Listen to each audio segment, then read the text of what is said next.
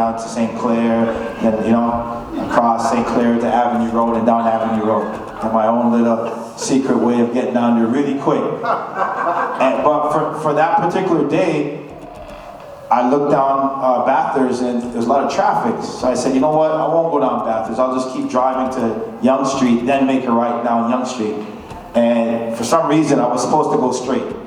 And I was driving down Shepherd towards Yonge, and I see this light-skinned 6'5" kid, you know, walking down the street. And I was like, hey, this kid's tall, you know? And so I passed him and I kind of, you know, turned around to the side and said, hey, you know, he looks like a, you know, he might be a player. You know, I do some street recruiting sometimes. So I turned, I pulled in the next street right past him. And then I opened the window and I said, hey, over here, come over here. Right? And he's looking at me like, is this guy gonna kidnap me or what? You know? And so I had a Grassroots shirt on, so I kind of stuck my shirt out to say, you know, I'm a coach. And then he was like, oh, okay, cool. And then he, you know, his blood pressure went down a little bit, back to normal. So he came over and we talked, and I asked him where he went to school. He went to Earl Haig, and asked him if he played basketball. He said he played for Toronto 5-0. And I was like, no, I mean AAU, because that's OBA. He's like, no, I don't even know what AAU is. What is AAU? I said, okay, we need to talk. And so I said, you going home? He said, yes. I said, I'll drive you home and I'll speak to your mother. So I went to his house, his mom lived right away. I didn't waste any time at all. You know, just to let you guys know, like, you know, and it is true. Like, you know, like some of the parents said, you know, that's one of the things God put me in this earth for. That's my ministry. You know, working with kids and helping them achieve their goals and everything. And because of that, I have a gift where I can see in the future of kids' potential. And I can, you know, see, you know, just by dribbling the basketball one time, I can tell if you're going to be a player or not. I don't need to see you play a whole game or a lot of workouts. I can see you walk, I can see you move, and I can tell you what's going to happen. And so I went to Dwight's house, and I met his mother, great lady. You know, she was an entrepreneur.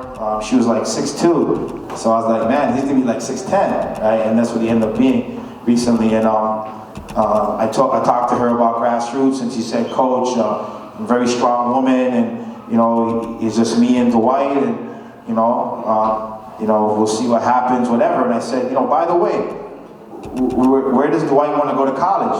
Or where do you see him going to college? And she said, Coach, you know, as a strong businesswoman, you know, and Dwight being a very bright kid, he's a 4.0 student, he wants to go to Stanford. And I was like, done, he's going to Stanford. And she was like, come on, Coach, you're just saying that just to recruit my son. How can you say he's going to go to Stanford? I'm like, just trust me, you know, if your son plays for Grassroots and he wants to go to Stanford, he's going to go to Stanford. And as you all know, he went to Stanford, you know what I mean? I'm good friends with Coach Dawkins, and I made that call right away, and I was like, Coach, I got somebody for you. And he was like, bro, I know you know your stuff, you know your players. Tell me who the kid is, where he goes to school, I'm there. And in September, when he went to IMG prep school in Florida, the head coach, Johnny Dawkins, I played at Duke in the NBA, he was the first coach waiting for Dwight to practice. Dwight called me and said, Coach, when I went to practice, the Stanford head coach was waiting for me. You know, 8 o'clock in the morning, waiting to watch me play. And after that, you know, they went from there. So he's a great kid. His mom's a great mother. A couple years ago, as you guys probably have heard, she passed away. You know, she had breast cancer. And, you know, great lady. You know, let's give her another warm, clap, gratitude. She was a great mother. This is how great Dwight's mother was. Jackie was her name. She was such a hard-working mother that even though she had pain, she said, bro, I'm too busy to go to the doctor. I can't go to the doctor because I gotta make sure I go to work and work for my son. You know what I mean? Like, that's how dedicated she was. You know, that she was too busy to go get a checkup, even though we had a conversation and she's telling me I've been feeling some pain. I'm like, you feeling some pain? You need to go to the doctor right away. It's like, bro, I can't. I gotta go to work, I gotta fly to England, to the other, because she ended up moving up the ladder to where she was like the vice president off the bank that she worked in, and they had a location in England. And she's like, I gotta go to England, I can't go to the doctor. I'm like, please go to the doctor. And then, unfortunately she passed away. But Dwight went to Stanford, graduated from honors.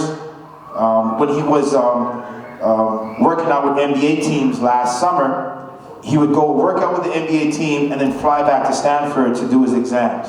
Where a lot of guys, wouldn't do that. They'd be like, I'm going to the NBA, I'm not gonna worry about my education. And he still went back and graduated, from Stanford. If he doesn't go to the NBA, he's gonna be making NBA money, at some point. So that's a great testimony. So one more clap for Dwight Powell.